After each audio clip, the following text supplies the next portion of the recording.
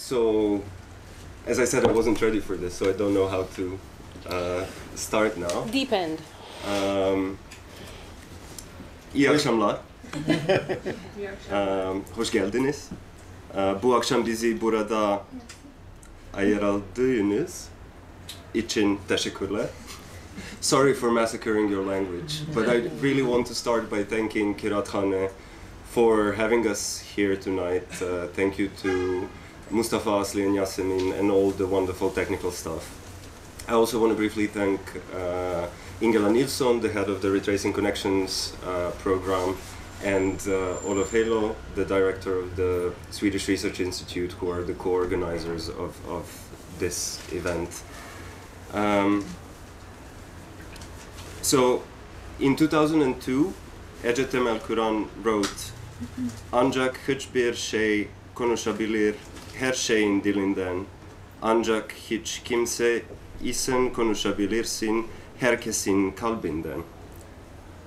And then in 2004, Saviha Paker and Melkene wrote, "Only nothing can speak in everything's tongue, only no one can speak from everyone's heart." And then in 2010, Denis Perrin wrote, "Only nothing can speak the language of everything, only if you are no one can you speak everyone's heart."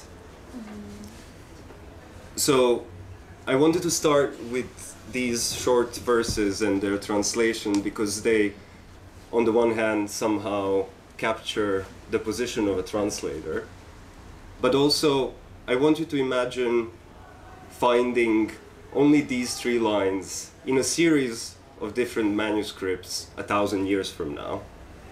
Because that is somehow what we as Byzantinists, as medievalists, have to deal with on a daily basis.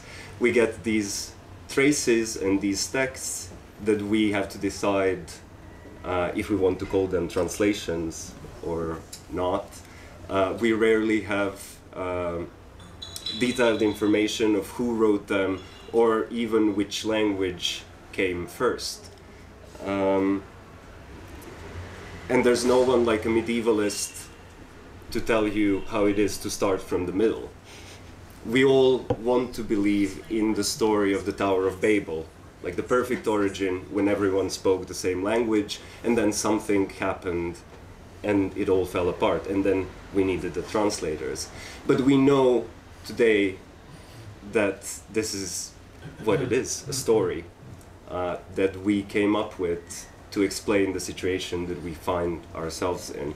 We who are, as the people who invented this story, born into translation, born with the need of translating. We also deal with people like Efthymios the Athonite, who is a Georgian immigrant and a diasporic subject in the Byzantine Empire, who grew up as a child hostage at the court in Constantinople and ended up on Mount Athos, translating for his life in a way. He is the person who helped the story of Buddha that traveled a thousand years before him to the Georgian language. He helped it translate into Greek. And he did more than that. He then took his own translation of that story and put bits and pieces of it into his original work. Even people of his age were not sure how to call these works. His hagiographers referred to both of them as translations. Later scholars had hard time believing his hagiographers because his Greek was so perfect that they thought Greek must have come before Georgian. Georgian wasn't as elaborate language as Greek for it to go the other way. So we deal with these practices and these words and these stories and these worlds behind these stories because try to imagine this other work that he wrote, The Life of Theodore of Edessa, it is called, later became the medieval equivalent of a bestseller, not only in Greek, but also in Old Slavonic, in Arabic, and back in his mother tongue, in Georgian. while working on these stories, on these worlds that stretch across languages, we realized we were often missing the right words to express what was going on, to describe these practices and words and stories and what's behind the stories.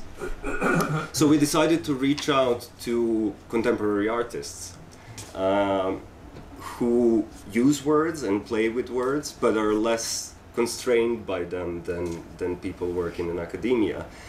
And that collaboration gave rise to what you see in the background, the Translating Worlds exhibition that opens tomorrow at Çeşitlilikler at Depo İstanbul. And that Nilüfer Şaşmazer and I co-curated. So while working on this exhibition, we decided to co-organize this event with Kirathane and the Swedish Research Institute to invite two wonderful people who collaborated on this project. So I'd love to present to you Alev Ersan, one of the artists who contributed to the exhibition, but who is also a translator, a poet, and many other things. And Matthew Reynolds, who is teaching at Oxford University and deals with translation in many different ways in his daily life, but who wrote a catalog piece for this exhibition that opens tomorrow. So I'll mostly stop talking now and I'll pass the words and the worlds to the two of you.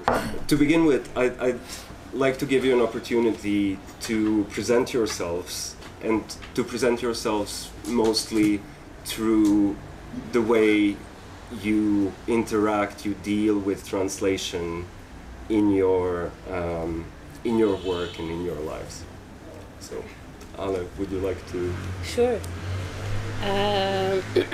Okay, how to not go on forever and give a small piece of this, but in some way, translation was always there from the beginning for me. That had anything to do with creativity, and sort of not anything that I called creativity. So beginning from childhood, I guess, because I grew up in a house.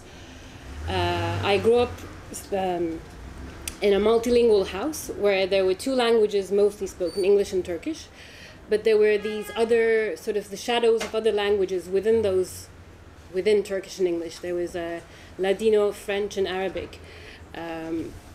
So for me, both this thing about bilingual, growing up with two languages, meaning, and also it's, I guess it makes sense to be a bit geographically specific, because English didn't really have that much to do with where I was growing up. I grew up in Istanbul and Cyprus, so there's some English there, former colony, etc.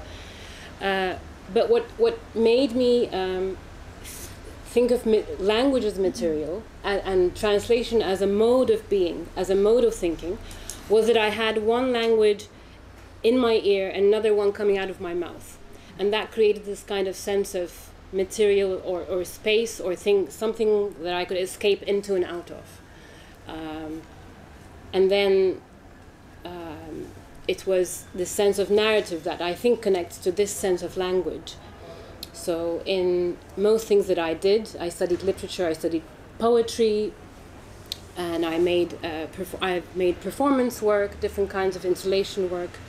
But narrative, some sense of narrative, whether it was broken or fragmented, was always at the center. And I think that comes together with this sense of this continuous translation, that it's never fixed, that when you're moving from one to the other, nothing really sits in terms of the meaning. The meaning keeps moving around. It's never settled.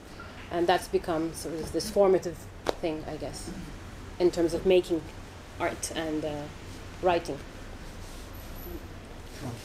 Hi, Merhaba. I just wanted to say it's really exciting for me to be here and to be joining in this conversation. I guess I have the kind of opposite discovery of translation from Alev. So I grew up in London. I grew up in a standard English-speaking family. My parents were scientists, and actually they had I don't, you know, the UK is kind of, I mean, in fact, the UK is a very multilingual place, but there's a kind of ideology of monolingualism quite dominant in the UK. And I grew up in that. So I grew up with an idea that foreign languages were kind of very other, hard to learn. They were kind of things you learned at school, hard to learn. So that was one thing. At the same time, though, my parents were scientists, so they spoke their own different language.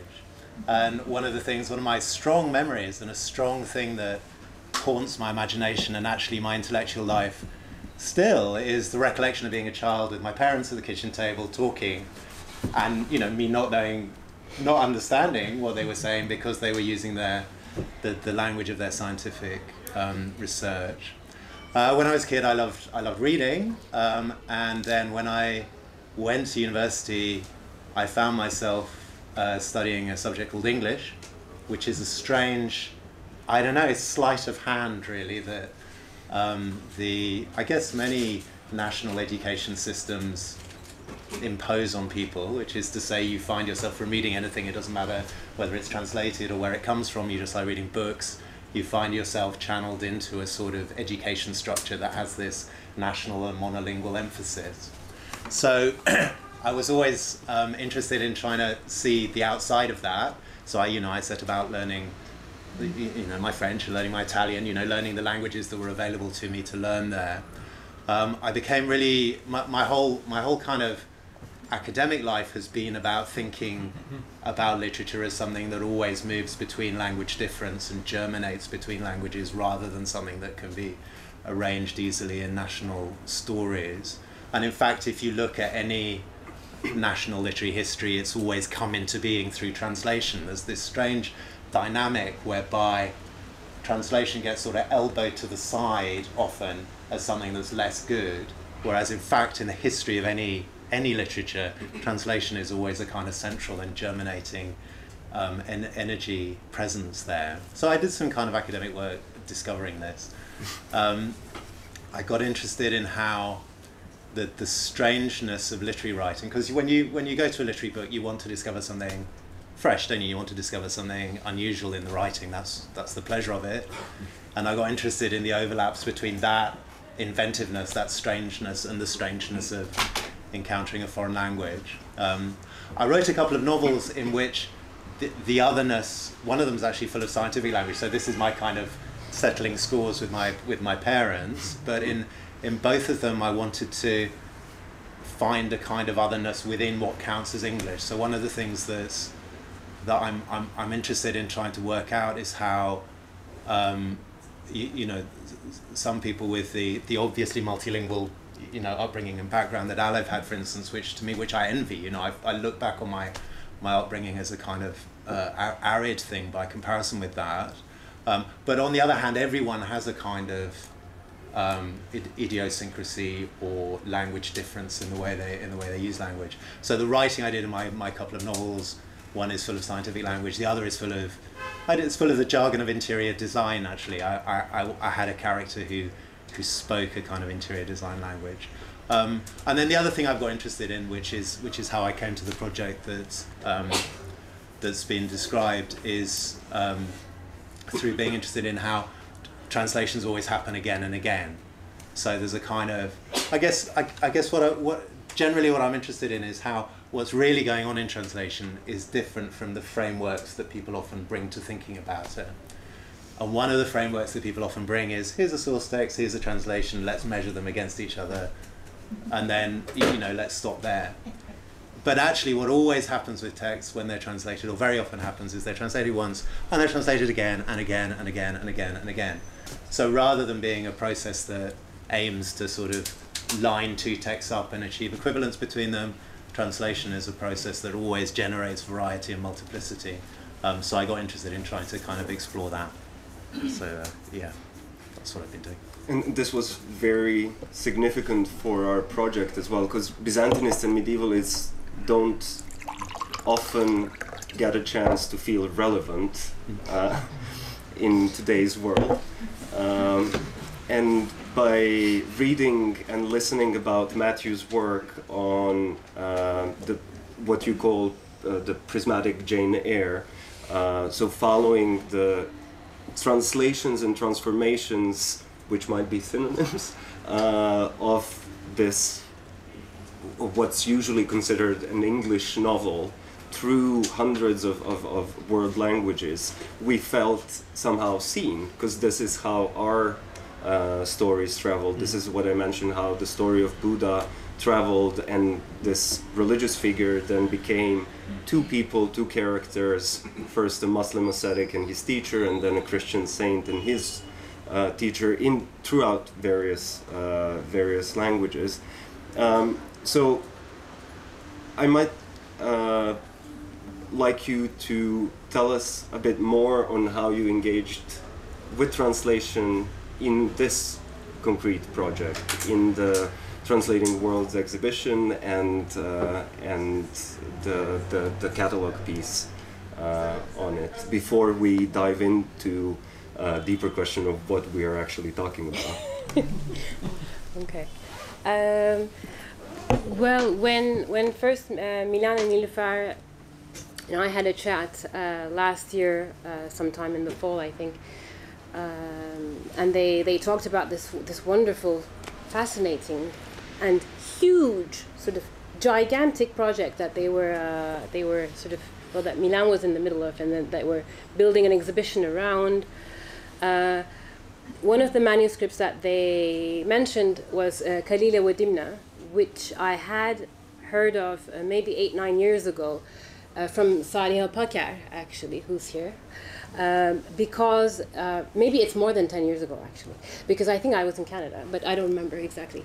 Anyhow, it was a period when I was doing some research on the trickster figure, like the coyote, etc., the crow, in different cultures, and I asked Saliha to tell me if she knew anything about sort of the trickster figures of the Middle or the Near East.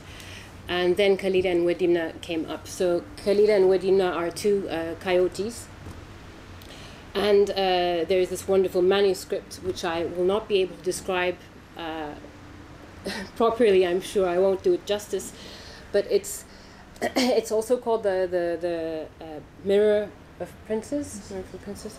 It's sort of this political book on politics, how to rule, how to govern justly, this kind of book. But it's a fable, so it's told through animal stories.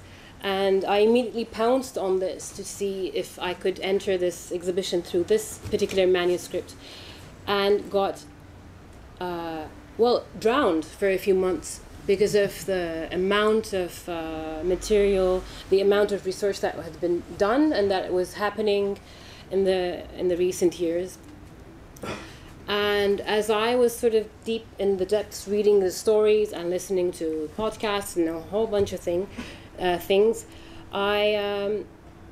one way that I do this when I work, but so I was drowning, but then I thought, okay, what is it that's really, what am I really pulled to in this particular thing? It's because it was the trickster figure before, and then it was the connection between the human and the animal. Why does the human insist on telling her story through the animal? What's this connection of the word to the human, to the animal, or to the image and the word and the human form and the animal form? So I was sort of trying to look at these, and this led me to different texts.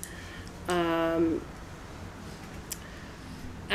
I began building, I don't know if it was building, but I don't know how, now I'm losing the train of my thought.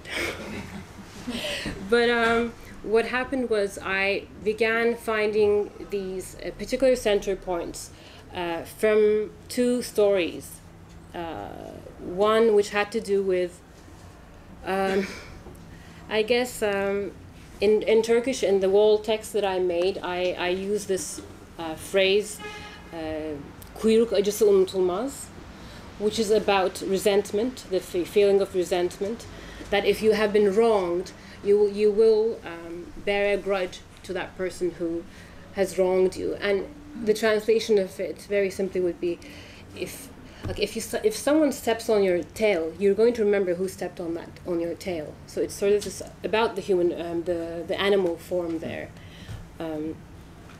But I should say that before maybe I even begin trying to talk about translation and how it figured in my work, that one way I try to find some kind of proximity to this huge world of the manuscript was by reaching out to a scholar, Zehra Toska, who worked on the Ottoman Turkish translations and taught this manuscript for a few years, and did a series of interviews with her, very relaxed. They were not interviews, but we just talked about the stories. And through her, I gleaned these wonderful, this kind of closeness that I think scholars can get through studying and translating and teaching texts, that kind of proximity, and the language of that proximity was something I really wanted to pull into the language that I was making, building for the wall. So that's one thing that I did.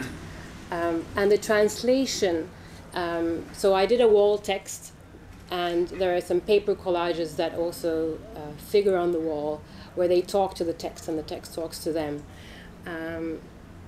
And the translation is this sort of, I think, that again, that sudden bilingual or even, it's not just about bilinguality in a sense, because of what you're saying too, Matthew, in terms of how the specificity of different languages makes their own clusters. There are these clusters of meaning that stick together, kind of thing.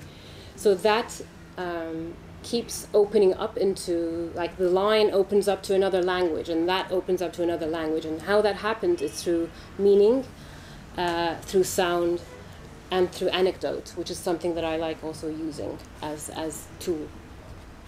So, on to you. Okay, yes. So to share with what Alev has said, the sense of, so I was,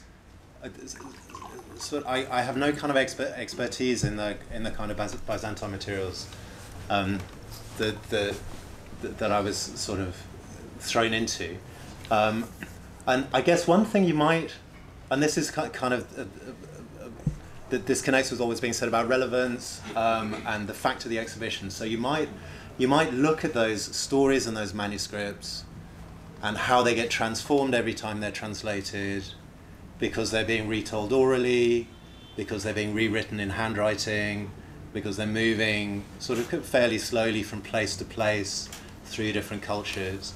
And you might look at that and think how different that is from translation now. And I think there are some ways in which it's different. So now we have regimes of standard languages that are taught, and dictionaries and ideas of correctness more strongly than then. We have print, we have technologies, we have machine translation. So we have all these kind of elements. I think just always one of the things crucially to remember about translation is it's many different things. So it's kind of talking about translation is like talking about creativity or talking about the world or something. It's not like you're talking about a technique or you're talking about a particular discipline. You're talking about something that appears in many different locations and operates in many different ways. So these days there's a whole sort of set of, pressures, I guess, that move towards abstracting some elements of language. So saying here's the text, here's the printed text, say let's put the printed text at the center of our thinking, and let's think about how to translate this printed text into this other printed text. Let's abstract from archives of printed text and turn them into computer databases, and let's create algorithms that can move back and forth between these computer databases. And so for these technologies of communication, obviously there's lots of, there are ways in which they're good.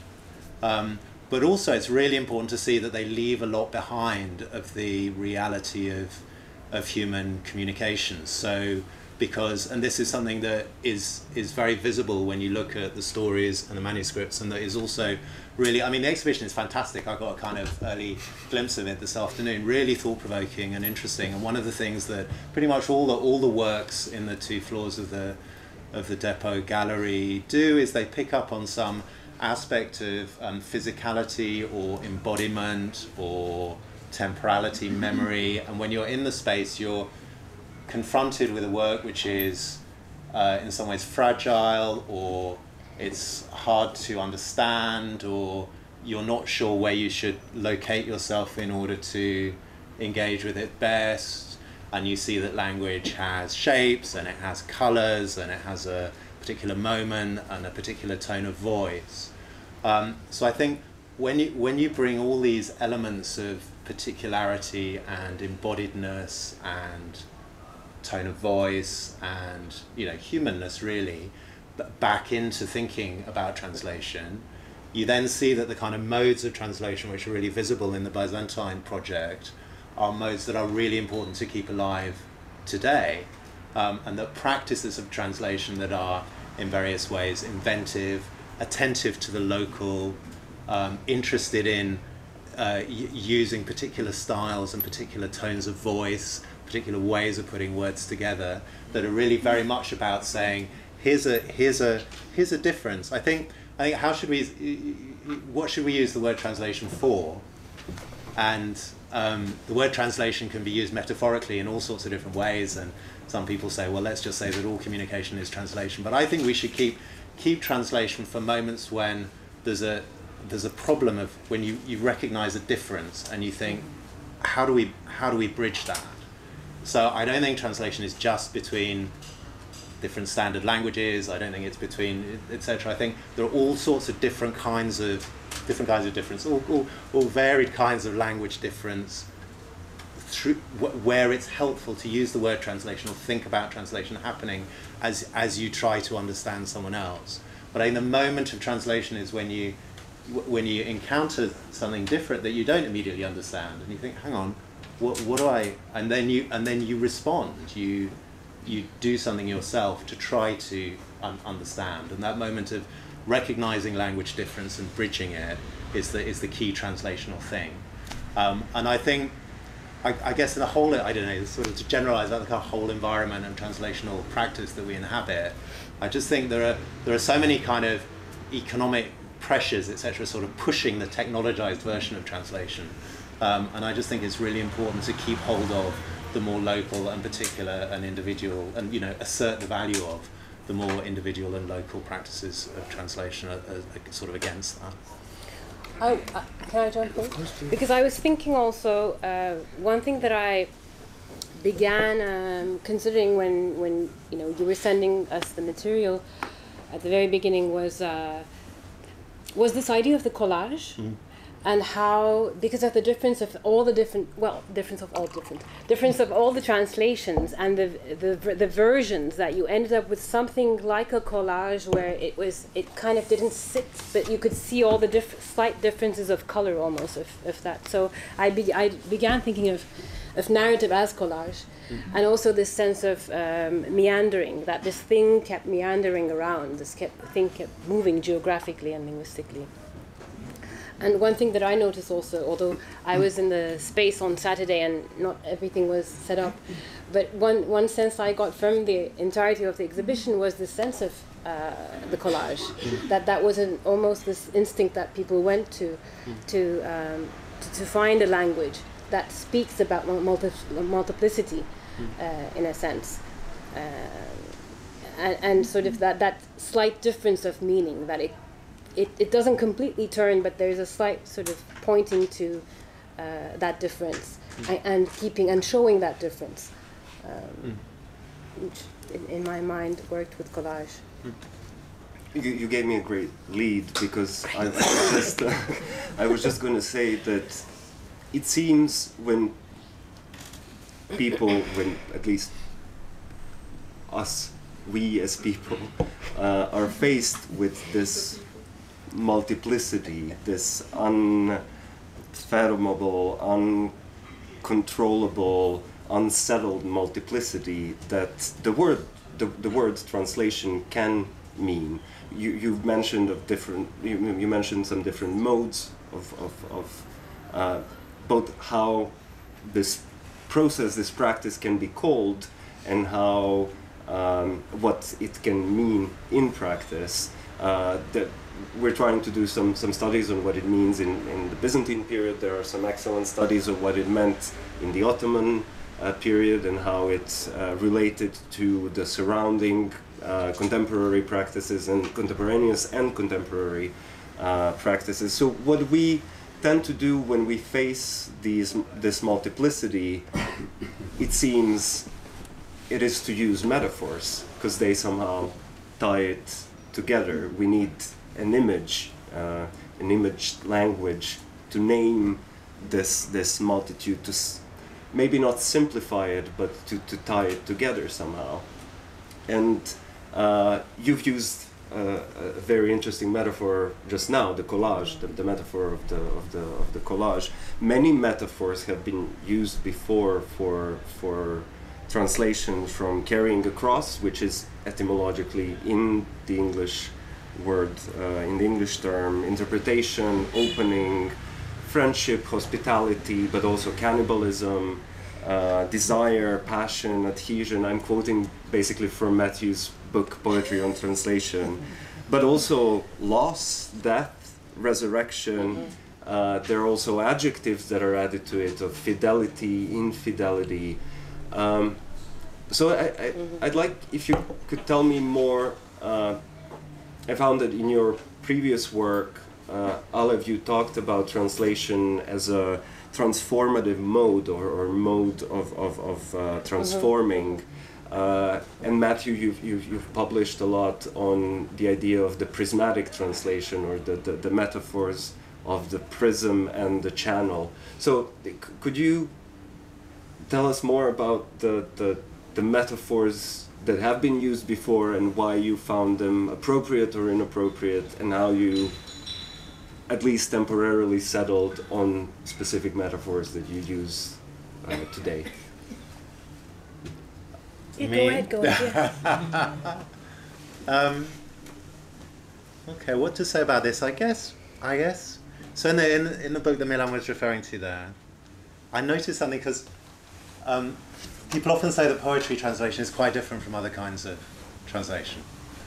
So they say, well, okay, of course, translating a poem is quite a different kind of challenge from translating anything else. And I think there's a degree to which that is true, but I think what that tends to do is downplay the creativity, complexity of translating other things as well. So I think translating anything is always a transformative and creative thing to do. In fact, I think rather than saying, there's ordinary translation which aims at equivalence, and then there's poetic translation which is inventive and different, I think we should say instead, translation is always transformative, and then there are just particular places where it's subjected to special constraints of being equivalent in some ways. Like, for instance, if you've got a legal document, or if you're translating.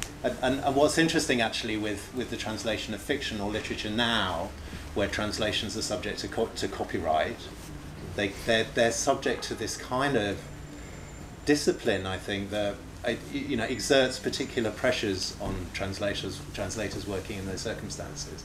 So I think if you say, well, generally what people do when they're speaking on behalf of, or they're retelling, they change in retelling. They deploy their own voice in retelling, and that's normally what happens, And then it's only in some areas of translation that particular extra kinds of discipline are employed. And I think one of those kinds of discipline comes with this sort of carrying across metaphor, which is to say that you extract something called a meaning from a source text and you put it into another text and it's the same. So this peculiar, I call it, it's obviously this paradoxical thing that people often want translations to be the same as the source text, while of course obviously they're different. And so that's where the idea that translations always fail come from. But at the same time, it's an impossible requirement to put on text in the first place. So I got quite interested by this almost kind of bad faith in a way, that this sort of generalized, like it's as though people want something magic to happen, which can never happen in the carrying across metaphor. I want the text to be the same again. I'm going to pretend it's the same again. It's not the same again, so therefore I'm going to decide that it's failed. And one of the things, when I got interested in poetry, I did a whole book about poetry translators in English. So the point of it was to try to say the history of English literature is really fundamentally a history of translation. There's not some kind of pure English literature that translation is separate from. So that was the aim of that book. And one of the things I was interested by was poetry translators kept on saying, it's not an ordinary translation, it's bringing to life, or it's not an ordinary translation, it's channeling the voice, or it's not an ordinary, you know, Dryden saying, I'm going to bring Virgil back, I'm going to write as though Virgil was born in England in the present day, I'm going to write as though. So they came up with these things, these ways of saying what I'm doing is not translation, but that always then circled round into being a claim actually for being a sort of better kind of translation and establishing a kind of stronger sort of continuity or a stronger mode of repetition. So if you say, well, I'm not just translating, I'm resurrecting, well, I mean, that's, you know, that's hard. And anyway, so I got really interested in this sort of circle that these metaphors established of saying I'm doing something different from translation, but actually it's a better kind of translation. But then actually the other thing I wanted to just bring in, which maybe feels relevant, is I really like the idea of translation as a sort of collaborative discovery of meaning. So there's a way in which I don't, you know, the thing that happens, the thing that happens the whole time of not being sure what you're trying to say, and then somebody else coming in and helping you discover what you're trying to say.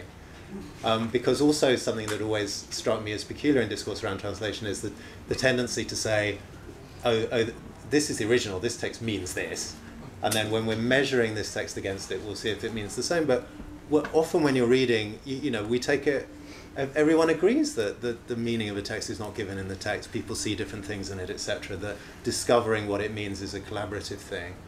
So I guess the metaphor that I like, and that actually I felt, because, you know, I just done this insane project trying to understand the fact that novels coexist in many, many different translations. So a canonical English novel like Charlotte Bronte's Jane Eyre is not just an English novel, it coexists in more than 600 translations into more than 60 languages. So it's just this enormous plural cloud of textuality. And I really like the idea that the work is sort of brought into being collaboratively by all these writers. You know, each of these writers joins in the process of being that Charlotte Bronte kind of started off. She started off this collaborative process of kind of imagining that the novel is, and the translators sort of join in that, and in a way they help the novel to be itself by the way they rewrite it. So I like that idea of collaboration now. Yeah, I was just thinking when you were talking that this, what we take for granted, it's very strange when you stop and think about is that, you know, the original or the novel, that it means one thing, which is, it's impossible for a text to mean one thing. It's the language, it's the abstraction of an abstraction, so you can't solidify it into a single thing. So that's one thing I was thinking. And then to bring back resurrection as a metaphor. Not resurrection, because that's very specific. But what I've been thinking about and working along the side of this project for a couple of years now is another project where I do I do take translation. I sort of put it in the center. To help me think about writing, in a sense. So it does kind of speak to some of what you're saying. But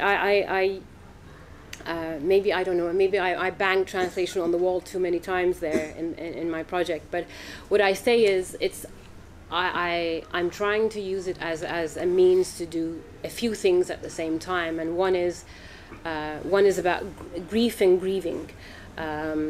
And the connection that I had with grief and the loss is both in terms of the erasure and loss of language itself, but also as a gesture of reaching to the loss, what is gone, to hear it back, to speak to what is lost and gone, to speak after it, and to speak in place of it, and to have translation as a tool as you're doing this. And I'm working on a bilingual text that I'm putting together. One is not written by me, it was written by my father before he passed on, but we had worked on it together. So there's some sort of, what do you call it, ethical, reasoning to it for me to work on it for a while. But I kind of began thinking of translation as a kind of relationship with the text. So that the relationship begins with already a text being there. the beginning of the text is not the empty page, the blank page, as another typical metaphor goes, but you already have another text that you begin with, and you're writing towards it, this idea of writing towards, which is also a kind of listening to the text, which is what you do as a translator. You're trying to really hear the voice of the author, not to fix, but to really hear what the voice is. So that's one thing that I'm using, is this connection with grief and to a kind of deep listening perhaps. But for me, I guess what excites me is that kind of setting it as a relationship, where you're and maybe this connects also to this otherness of languages in our heads, where your connection to language, or the beginning point for your language, is already informed by otherness of other languages, always inherent to those languages. In Turkish too, there's so much multiplicity in any national language, that the connections that when you begin looking at them, then they start opening up, whether they're historical connections or geographical or etc. And then translation comes into it again and again through these crossroads again of meeting points. And there's this wonderful other scholar called Sherry Simon in Montreal, who writes such interesting, wonderful things about translation. But one of the things that she writes is these centers of she doesn't call them translational cities. What does she call them? Not zones. No, she doesn't use translational. I'll come up with it. But we have too informed an audience in the room. But what's that? That's the name of the book, actually. Yes, but I'm looking for something. City. Well, I'm not looking for the title of the book, but the word that she uses to describe the particular cities that are multilingual, but she doesn't say multilingual. That's the word I'm looking for, another word for that. But anyway, we don't have to consider that much. Homework for the audience. That these clashes of moment in history, which are happening the whole time. We can barely keep up. But then these sites become sort of even more informed by the translational moments between peoples.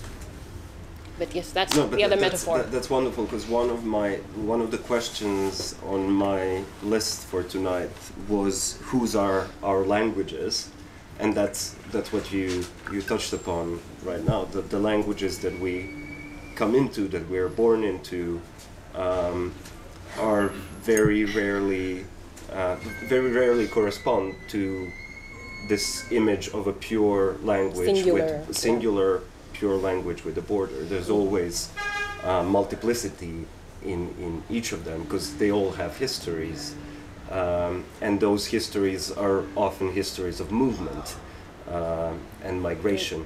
But you both also touched upon this multiplicity in every text, and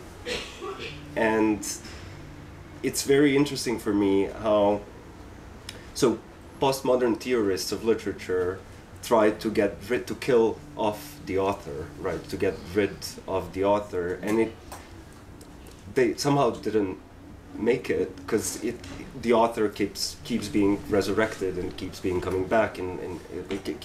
back in literary theory. It seems that we find it hard to conceive of a text without a single person behind it or inside it. But we rarely make space for a translator in it when we read translated text. Unless we're blaming the book for being a bad translation. Usually the translator can get the blame for that. Yeah, so it's interesting how translation as a practice makes us realize that we're never one-on-one when we read or when we write, as you were saying, which brings about a host of interesting ethical questions and ethical dilemmas. For me, one of them is this speaking for the others, and how we do it, whether those others are alive or not anymore. But the other is also speaking for this community, for this multitude that is behind the text. So the author or the previous translators, because when people translate, they often read other translations to understand that. So how do you deal with these multitudes that are there? How do you speak in your own voice, but keep speaking for this invisible community? Just in general, or in reading, in writing a translation, in writing on behalf of, I think, I'm not sure I've got much to say except kind of puzzlement. But I think one thing that really puzzles me is the, or that's really startling and kind of hard to keep in focus, is the way that as soon as we're using language, we have a sense of the group that we're using it for and with. And so so if we say, well, okay, everyone has a different repertoire, everyone has different expressive resources, variety of different language knowledge that they have at their disposal to use expressively. But then what we do the whole time is kind of gauge what's appropriate to the context, and then in writing, genre is the word for that. What kind of writing are we engaged in? And to me, it's amazing how invisible that is. So kind of at home, and you can, you just sort of, there's kind of a whole range of things you can say and ways you can behave linguistically, and then you move to a different environment, and you move to another environment, and each time that kind of calibration of what it might work, what hopefully it might be interesting to say, what's going to work, what it's appropriate to say, all that shifts the whole time. So that's one thing, and I think actually authorship, and again, this is a lovely thing about looking at the Byzantine text, where often the authors are not known, and often translation and author, because I think that makes it really easy to see how kind of the fetishization of authorship is a kind of fairly recent, last few centuries kind of thing, and does particular cultural work, including particular economic work. It's part of an economic structure of how money is made and how people make their livings, quite justifiably, how people make their livings from cultural production. But I think really what we do is read, when I say Dickens or something, obviously I'm not imagining it, I'm sort of bringing into being a whole sort of set of assumptions about genre. Author is just a genre word that's attached to a person. You bring in a set of assumptions about the kind of writing it is, what kind of activity I'm involved in reading it, etc. So you sort of gather a kind of language. It's really a language repertoire. It's a context, isn't it? A context of interpretation, and you just kind of attach one name for it, in that case kind of wrongly, because as soon as you raise the considerations that you raise, it makes visible all the kind of plural, all the many factors that flow into, it's not just me speaking now, all the kind of many factors that flow into the generation of any kind of language. But also another thing, another thing that's interesting about this, though, I think, is when do we use the word translation? So we use the word translation when you encounter a difficulty that needs to be overcome. And then I think what's really interesting there is that translation creates a border at that moment. So if you say, well, okay, I'm talking to someone, and we're speaking a mix of languages, and we're just kind of muddling along, understanding each other, that's fine. We're not really translating, we're just understanding each other. But then there's a moment where you say, oh no, hang on, I don't understand that. And at that you may not even be sure which language you're speaking, say, and you're just sort of communicating together with someone you know well. And then at a moment where you say, I don't understand that word, then you mark that word as something over there, and you create a border, and then you have to translate it. So I think one of the things that translation, I think it's really important, this was a really important kind of light bulb moment for me a few years ago, to say that when you're thinking about, you can't start thinking about translation from saying there are separate languages, how does translation move between them? You have to start thinking about translation by saying here is language, which is organized by a whole range of different factors. Is it written down? Is it printed? Is it a dialect? Is it just very local? Is it a widespread language? Language works in all sorts of different ways, and translation is part of one of the processes that we use to organize language different. And so there's this sort of work of saying, well, I mean, there are instances of, okay, so you've got areas of a kind of language continuum, and then states this happened, say for instance, in the former Yugoslavia, so the language that was Serbo-Croat, asserting itself as two different languages now, Serbian on the one hand and Croatian on the other hand, which need to be translated between. That's an instance of translation and the sort of establishment of language difference going hand in hand. And I think that's a general process in sort of the policing of the boundaries, or the organisation of the boundaries of what get established as national languages.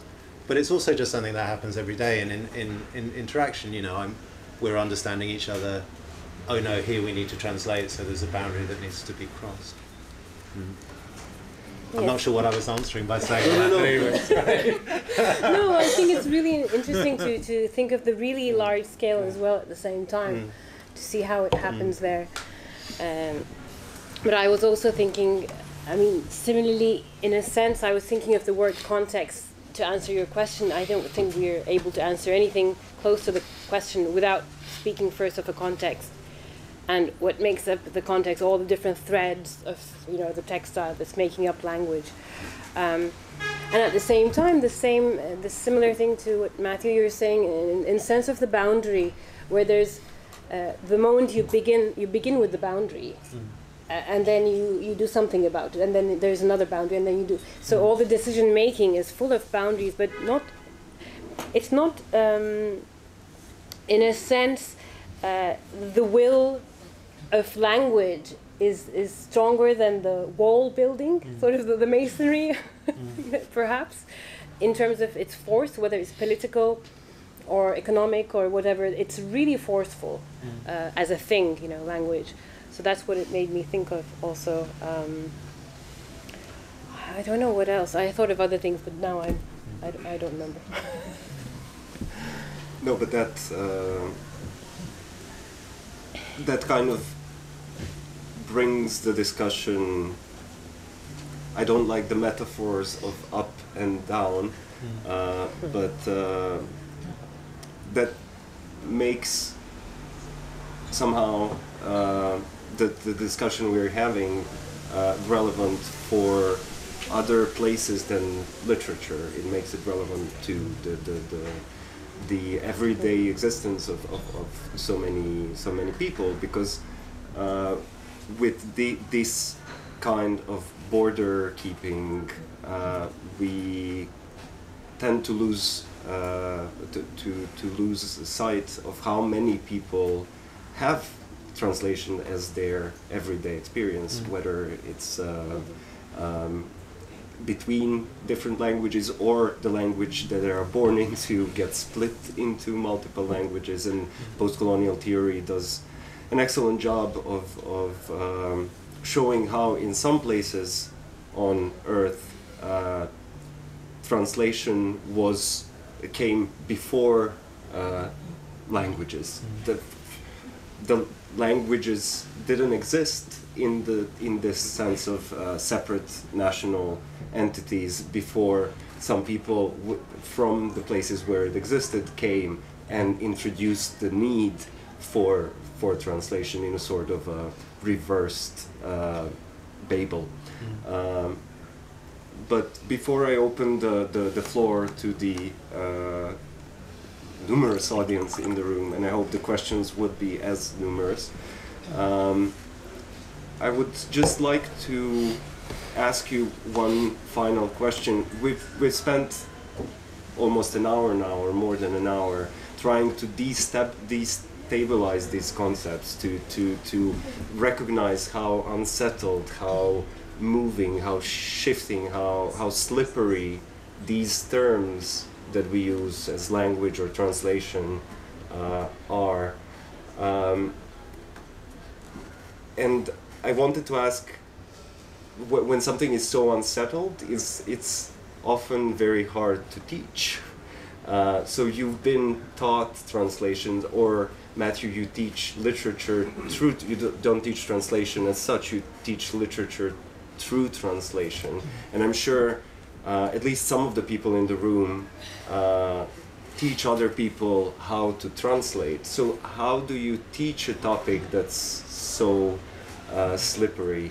Alev, you've mentioned your wonderful experience with the maybe I could jump in for that, because the translation workshop. Well, because I wanted to talk about that at the very beginning with your first question of how translation informs my work, in a sense, but I missed mentioning it. But when was it? Around 2009-10, after having worked with and studied poetry in Vancouver, which is a surprising little pocket of very interesting literature. I was very lucky enough to work with wonderful poets there when I lived there for a while. Coming back from there, I spent some time with Salih Hapakash and talked about poetry and language and literature, and was invited to the Junda translation workshop, which was this wonderful, very unusual place, very unusual structured, wonderful international workshop that went on for 10 years, where poet translators were invited to spend 10 days in Junda, which is an island, well, semi-island in the Aegean, to work collaboratively on a poet and an author, a fiction writer or a prose writer, not fiction writer, prose writer. So that was my reintroduction, I should admit and confess, into Turkish, because as I said, I grew up with Turkish and English, and I spoke mostly Turkish in the house, but it was mixed with English. But the language in my ear was English. What I was reading, what was being read to me, the bedtime stories, that sort of very informative, sound-wise informative stuff was in English. And I grew up mostly reading English, which it informs what's coming out of your mouth and your pen also. And I was for many years very ashamed, very embarrassed about this. I felt very, like at the wrong end of the colony kind of thing, like colonizer position, etc. So I had a lot of struggles with this, but I also couldn't help myself. I wanted to, there's that desire with language too, which I don't know if we have time to talk about desire tonight, maybe later. But Junda was where I was reading Turkish and translating into English these wonderful texts, because what the Junda group chose as texts were writers who were not either that much translated into English, more experimental authors. So that was my real education, in a sense, and reintroduction into Turkish as a language that I could actually use, that I wanted to make a part of me, even though it was my spoken everyday language. I didn't feel as proximate to it, in a sense. And there, the way that we worked was there would be a prose group and there would be a poetry group. And 1 year only 1 year, I was in both groups. I didn't produce that much, but I remember, because we worked in this wonderful building, and I was running up and down the 2 floors, hanging out with the prose people and then hanging out with the poetry people. But working collaboratively in translation or in writing is now, maybe it's not so unusual, because everyone is experimenting much more. But back then, it was unusual, because you were supposed to work on this thing, or you assumed that you were working on it by yourself. But there, it was through discussion and through getting to know people, and also having that time set aside where you were, you know, staying in this place with these people, having breakfast with them, talking about what you had translated the night before, having lunch, running away from each other by day 6 because you had to have some alone time, but then coming back to it and then talking about the text again, then going back the next day to work again, and then it kept changing. And 1 year, it was a wonderful year. I say this and I'll stop. But we worked on Behçet Necatigil, who produced, I had no idea, very ill-informed about anything to do with Turkish literature, but he had such such expansive works, radio plays, poetry, essays, mad essays about language. And we only worked on him that year. So typically there would be two a poet and a prose writer. So that year, it was like we were him.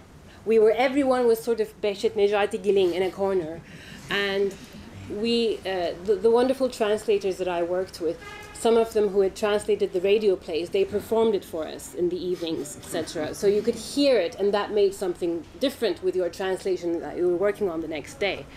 So that is a true school. It is truly experimental, pedagogical, wonderful structure, which the Ministry of Culture decided not to continue funding, unfortunately. However, it produced incredible texts that were published internationally. It taught people like me how to work and what to want to create, also as structures of learning. And yes, the wonderful Saliha Pakar, one of the founders of this incredible workshop, is amongst us tonight. So it's...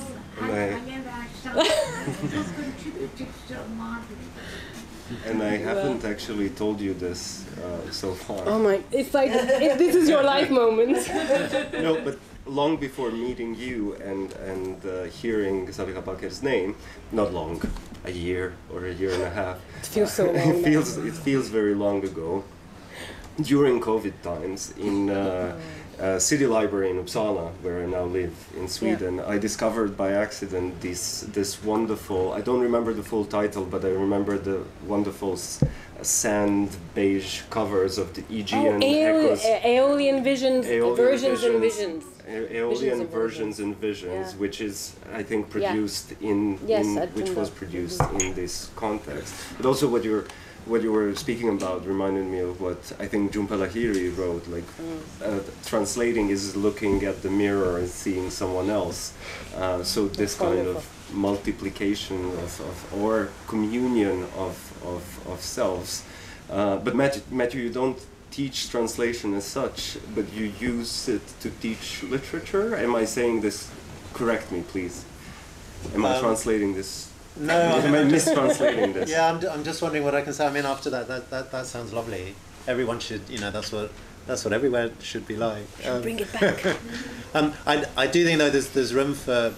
I mean, thinking about how translation is taught in schools and in universities, I do think there's room for a bit more of the approach that you've been describing to find it, because I mean that I think a real kind of pressure point for translation is used as part of a discipline of language, that we've all been through, presumably part of a discipline of language learning in schools, isn't it, where there's right or wrong, and you're translating in order to show that you've understood this grammatical point and that you know the dictionary meaning of this word, and that carries on, I think, quite a long way into, certainly in the UK, that kind of carries on quite a long way into university level learning of languages, and then there's a real kind of scratchiness, I think, in the relationship between that and more creative modes of translation, and I think a kind of workshopping style of translation, to the kind of thing you were describing, where you're trying different things out and you're using translation as a mode of discovery rather than as under the idea of right and wrong. I think there's probably room for more of that in more teaching contexts.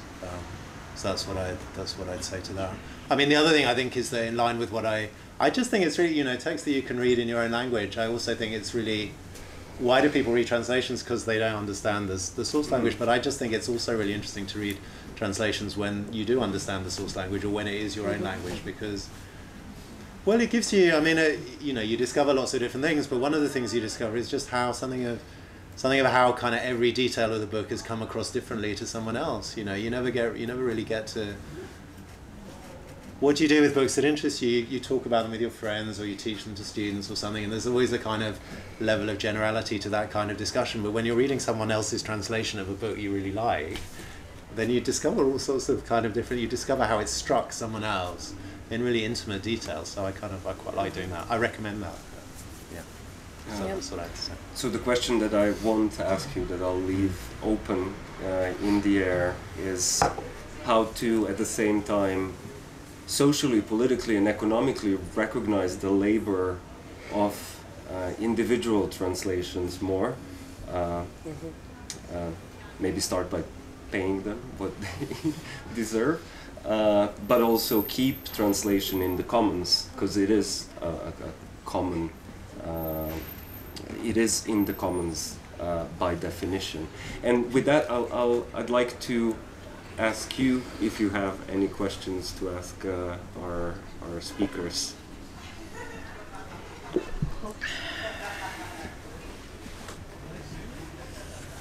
Actually, in relationship with your last open question, hearing you, Matthew, I agree with you, but again, I have to ask this question.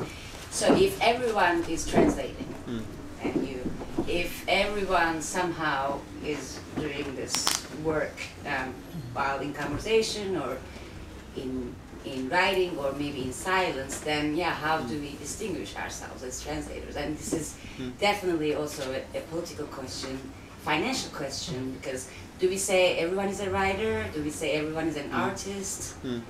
So what is what makes us a bit different than someone who is translating, but maybe not so consciously? Oh, I just think I mean, it's tricky. I mean, the whole economic situation, all that is tricky and beyond my competence to address. But I think just recognizing the particular skill that attaches to particular different kinds of, like thinking of it like playing a musical instrument or something like that, or being an artist. You know, there are lots of people who just kind of play musical instruments, but they don't make a living out of it. They don't claim to have they don't have particular skill or particular talent in it. So I think getting away from, I mean, it's carrying on. This is just what lots of other people say as well. But I mean, getting away from the notion that it's just a kind of base level skill, as it were. Something that a machine can take over, and then instead foregrounding the kind of particular challenges of particular kinds of translation, I think, is one way of doing it.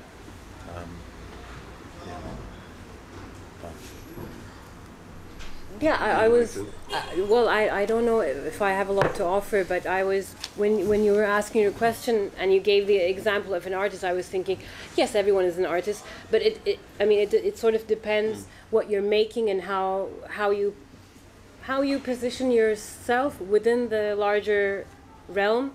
And I also think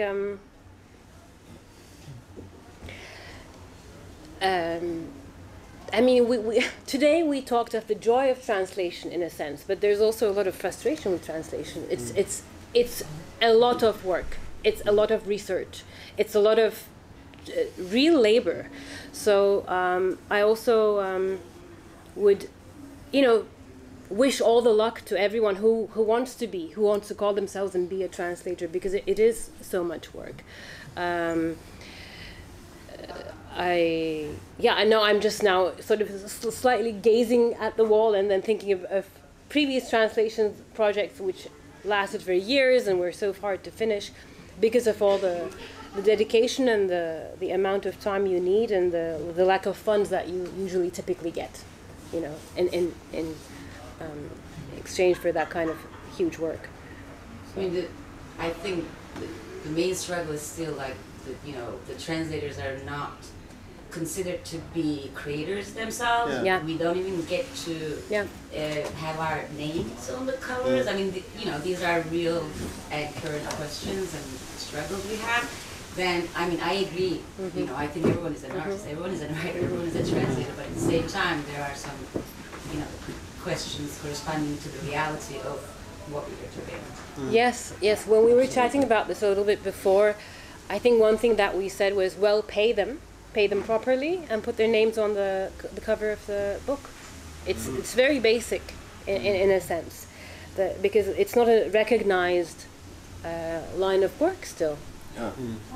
But I think it's also, if I may, as a non-translator and non-expert in translation, I think it's also that while we're doing that, while we're struggling for the right of translators to be recognized and to be paid more and to gain a higher status in society, the status that they definitely deserve. Because someone sent me, while we were preparing and choosing the title for the exhibition, someone sent me the slogan of the Turkish Translation Society. I'm mistranslating this, that I will again mistranslate it to English, but because of the play of words in çevirmek, so to turn, the world doesn't turn without us, the world doesn't translate without us, and it's a really good slogan. But I think that there is room in that struggle, in that political struggle, to also try to destabilize the system in which we are fighting for translators to have a place, because this is in a way a system that also stands on neoliberal understanding of economy, capitalist economy, and on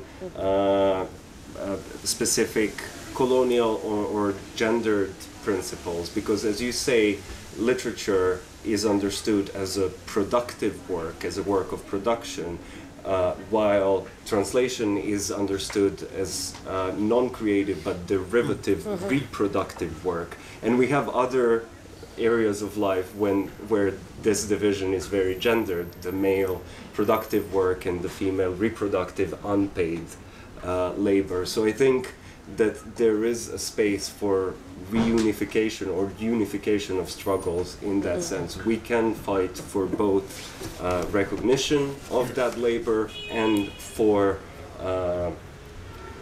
reconstruction or reimagining of the system in its entirety. Maybe thinking in terms of collaborative creativity is helpful there. So I think there is, all sorts of, but I think so partly that discourse of translation just being a matter of accuracy and reproduction, etc. Okay, so that needs to be pushed against, and one needs to find kind of better ways of describing the process. And I think recognizing translation in terms of it's problematic in one needs to kind of argue it quite carefully, but recognizing translation in terms of collaboration is perhaps helpful there. And then one can hope for a more informed culture of translation criticism, where the process of working together, joining in the creation of a work and finding new words for it, finding a whole load of it needs to be made again in language. So that's a shared creativity thing that needs to be properly recognized in culture and criticized. And then also and then naming. So there are in the UK there've been anywhere there are wonderful it's like anything, there are translators who are wonderful and translators who are very good, investigative, etc. But it is the case that there are particular translators, so Anthea Bell or Margaret Hall Costa, who are two translators I love in the UK, and they made the style of, say, like Margaret Hall Costa, who translated Javier Marías along with a lot of other Spanish writers, and she really sort of made those works in English, and I think a sort of just having a space and discourse to kind of recognise that achievement by her is something that we should all sort of push towards. It's very complex. But I was also thinking from the other side of it, when you have translators that might become sort of the unilateral translator to go to sometimes, that's from one language into English. That also creates its own problem of it has the potential to create another hierarchical problem of the voice, the different voices of all these authors from this language, which is already, you know, difference and multiplicity and prism, funneling through. That's very offensive to translators, including myself, but let's go with it. Funneling through this one voice sometimes, because it's the recognized voice as the translator from this minor language into the major language of English by the publishers. Getting very heated now, towards the end, and that creates its own dynamic of hierarchy again. So it's, as you say, it's very, so it's a very precarious. Yeah. So we need to be interested in, there needs to be space for different translations of the same text, doesn't there? In the way, exactly. In the way everyone recognises for poetry, but less so for novels. And that's, and that's a copyright, it's a legal issue, isn't it? As well as a how much time has one got issue. Yeah. Any more hands? Or are you all exhausted from this conversation? I would think so. Blown away, not exhausted, blown away completely. I'm really sorry for the people in the hallway who might not in the have other been able, room. in the other room. In the back room. Well, thank you for staying. Yes, those in the back. So we'll leave a minute for potentially shy late arrivals, late questions in the end. Okay. But if there are none, I'd like to use. You've been great in promoting the exhibition that's opening tomorrow at Depo Istanbul at 6:30. But I'd like to use this final moment from shameless self-promotion. Once again, by asking you, you've been involved in it and you've seen it from different angles. Why should people come and see it? Oh, goodness.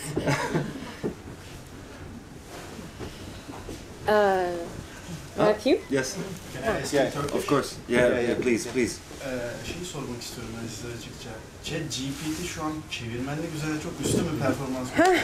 Geldi soru. Formal anlamda direkt %100 accurate, formal bir şey çeviriyorsa... Formal derken ne demek istiyorsunuz? Bir örnek? Işte devlet dairesi belgesi, benim işte pasaport başvuru falan mükemmel çeviriyor herhangi bir dile, eksiksiz bir biçimde. Ama bir romanı veya bir edebi eseri tam anlamıyla çevirip çevirmediğine dair büyük etik soruları var. Onun dışında şeyi soruyorum, bu üstün performans çevirmenliği öldürür mü? Ölecek mi yani bir noktada? Çünkü çok verimli, çok hızlı, çok pratik, daha bilgili, daha hızlı bilgi ediniyor. Yazar hakkında bile bizden de daha hızlı bilgi ediniyor. I was afraid of bringing up AI myself because it might take too much space. Let's just ignore the question. Would you? No. But the question is about would you mind? ChatGPT, and whether I'll just come to the very final point, which is, will it kill off translation in terms of the literary translation, or how is it going to affect it? But one thing that I would like to respond, one way that I would like to respond first, which will be very small, tiny response. Ne demiştiniz? Öldürürümden önce ne demiştiniz? Edebi eserlere karşı gösterdiği üstün performans. Hayır ödemediniz ama belgelere karşı gösterdiğiniz. Belgeleri direkt çeviriyor. Kusursuz çeviriyor. Sadece bilgi. Because he said, because it's such a quick learning tool. So then I want to ask a question about knowledge. And not ask a question, say something about knowledge. I'll just fry you for asking me this question. Demek istiyorum sadece. Olay belki benim için en azından, ki çok belki uyduruk bir cevap bu. Çünkü ben bu konu üzerine henüz çok düşünmedim. Çünkü hep başka şeyler düşünüyorum. Ama farkındayım öneminin böyle farkındayım. Sessiz geliyor çünkü. Bence bayağı bağırmaya başladı. İşte. Ama şöyle, şimdi bilgi dediniz ya, ben orada bilgiyle ilgili bir şeyler düşünmeye başlıyorum. Edebiyatla bilginin ilişkisi ne o zaman? Yani what's the connection between knowledge, information and language? Yazarın profilini öğreniyor bizden önce. Çok hızlı bir şekilde. Evet, ama bilgi dediğinizde edebiyatın taşıdığı şey bilgi ve başka şeyler. Bilgi ve onun süprüntüleri, bilgi ve bilmedikleri, söylediği ve satır arası. Satırın arasındaki boşluğu ChatGPT nasıl görüyor mesela? Ne zaman görmeye başlayacak? So I'm saying that, because that's where it grabs me, I guess, because I'm so ill-informed about this. But where it grabs me is this connection to, well, the question between information and literature, information and language. So, because as he says, it's incredible in terms of translating these official documents, etc., scintillating, fast, etc. But when it comes to literature, you know, what's going to happen? Is it going to be able to do that? And what I'm thinking is, well, literature is this other kind of language, not other completely, but it's not about information, the transmission of information. Exactly, it's also the transformation of what's missing, sort of what's between the two words, what's happening on the page because of how you're reading it. So ChatGPT'nin evlerimize gelip hepimizin zihnini okuması gerekiyor edebiyat çevirmek için. So ChatGPT has to access, which it can, our minds to see how we read literature so that it can do that, because it's how we read that makes the literature what it is to a certain degree. So that's my sort of terrified answer to this question that we knew was coming. Bilmiyorum ama bir süre sonra da çevirmiyor. Yani ya da yanlış çevirmeyi tercih ediyor. Başınıza geldi mi bilmiyorum. Yok, ama. hayır. Bizzat yanlış çevirmeyi tercih ettiği kişisel olarak. Şeyi de biliyorum, yani kariyere oturmuş bir yazarın ağzından sana kitap da yazabiliyor. Yani o kadar abartılı bir şey yani. Stylistic şeyleri var, Franz evet. Kafka'nın hiç çıkmamış bir kitap yazmamış adam So ama if there's a Kafka very yazmış yani. prolific writer, then you can ask it to write a new novel or a new work by the same author, because, you know, well, it can track all the... If it's in the public domain. Sure. Yes. Even if it's not. Even if it's not. Are you less afraid of it? No. What other views in the room? Do other people have other views in the room about it or experiences? Can I add something? Yeah. Yeah. I think I'm busy with thinking about translation as something that is related a lot tonight in relation to words, language as words. I mean, it has been mentioned other languages, but like it feels like you're coming back to words and language as like these constructions of alphabets in different ways. And I think like when I think about also ChatGPT, like or like any kind of AI who's like constantly getting information from the past. So like the thing that is not able to do maybe, and it might be able to do, I'm not really in favor or against it, it's just the lived experience, then it brings the body, the embodied knowledge, or like the context that each translator basically brings into the story and retell it again, even if they want, I mean, with whatever precision or like loyalty they want to have to the text or to the story that they're receiving. So like I feel like it's important to like bring other mediums into the text when we talk about translation, and like and when Milan, you were talking about seems like that the author cannot disappear. Like, I don't know about the part that you mentioned about the singularity of that person, but I do think that, I think that the thing that, for me at least, hasn't disappeared is the lived experience of the author, that I need to know, to read its words, its lines, to even understand. So like, for me as a spectator of today, it's very hard to receive something and not ask who made it, and it's very important for who made it, from where, how did they live, like all those like are so important in this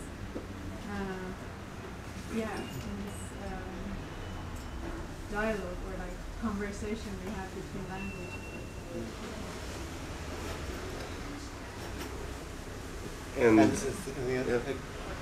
Any other anything?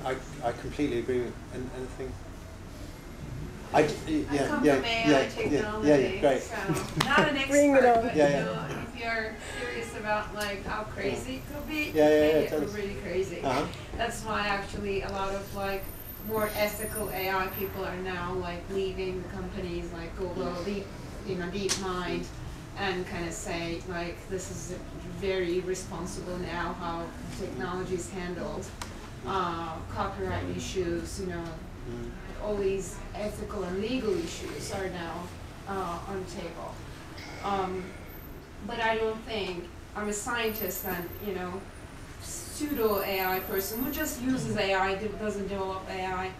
I think it is not going to replace human experience. Can't, because human experience is evolving, changing. They're all interacting, coming from different backgrounds. I don't think it can ever get to that level. But I think the audience will shrink even further. Maybe the room's going to be like, you know, just 10 people in 100 years. I don't know. I hope not, because this is like what, for me, makes life beautiful. Like all the things that I've heard today blew my mind. Coming from a very bilingual, multicultural family too, I felt like a super person. You know, I did not know that I have all these like powers in me. So thanks for, you know, sharing that. And yeah, I don't think there's definitely an unnecessary level of fear. I don't think it's going to replace literature translation that you guys, your experts, are doing. It's really, I just think it's so interesting, and the points you raised, both of you, the points you raised about wanting a person to have done the translation, and it helps actually with the issue that was raised earlier about kind of valuing translators' work, doesn't it? Because I think you can imagine AI getting, you know, super good, so you can say on any, I don't know, on any sort of measure, you can say, well, okay, this is a really good translation of Flaubert here, all the words are, you know, correct, it's stylistically consistent, and then you think, but do I want to read that?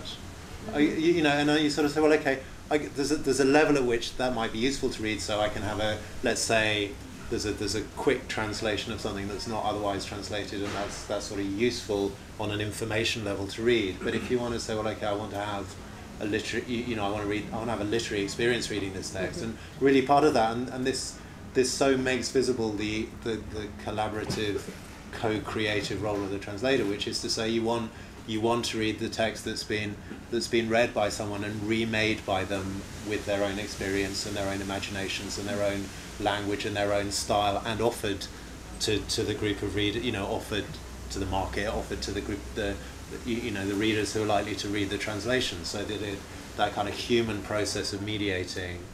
I think the sort of spectre of ChatGPT and AI makes that really visible. And then that's really interesting, because I think that's exactly the same thing that sort of often gets neglected when people talk about often in sort of average discourse about translation, often gets neglected.